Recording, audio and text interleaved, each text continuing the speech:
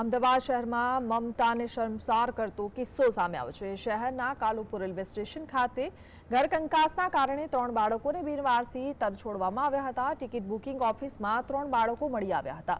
Railway પોલીસે તપાસ કરતા પિતા અને તેનો ભાઈ બાળકોને તરછોડી ફરાર થયો હતો।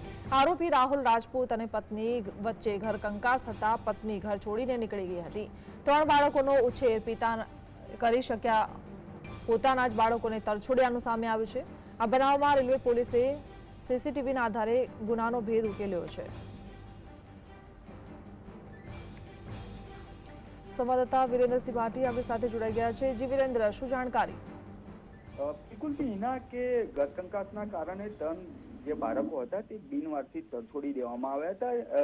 આ ઘટનાની જો વાત કરવામાં આવે હિના તો કાલુપુર રેલવે સ્ટેશન ખાતે આ બનાવ બન્યો હતો, જેમાં ટિકિટ બુકિંગ કરાવવાની જે ઓફિસ છે તે ઓફિસ ખાતેથી કાલુપુર રેલવે સ્ટેશન ઉપર 3 બાળકો મળી આવ્યા હતા, જે સંદર્ભે રેલવે પોલીસ દ્વારા તપાસ શરૂ કરવામાં આવી હતી।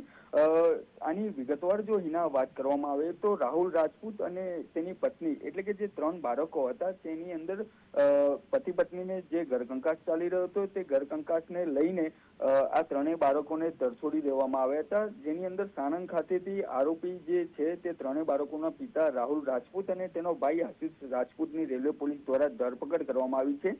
આ બંને આરોપીઓની ધરપકડ રેલવે પોલીસ દ્વારા જે 2 વ્હીલર લઈને આવ્યા હતા અને તે 2 વ્હીલરના આધારે સીસીટીવી તપાસ કરતા રેલવે પોલીસે સાણંદ ખાતેથી ધરપકડ કરી છે। તેમજ બંને આરોપીઓની હાલ મેરેથોન પૂછપરછ ચાલી રહી છે, પરંતુ અત્યાર સુધી માતા પિતા જે હોય છે તે પોતાના બાળકોને વાલસોયા એટલે કે સારી રીતે ઉછેર કરતા હોય છે, પરંતુ આ ઘરકંકાસના કારણે આ બાળકોને તરછોડી દેવામાં આવ્યા હતા।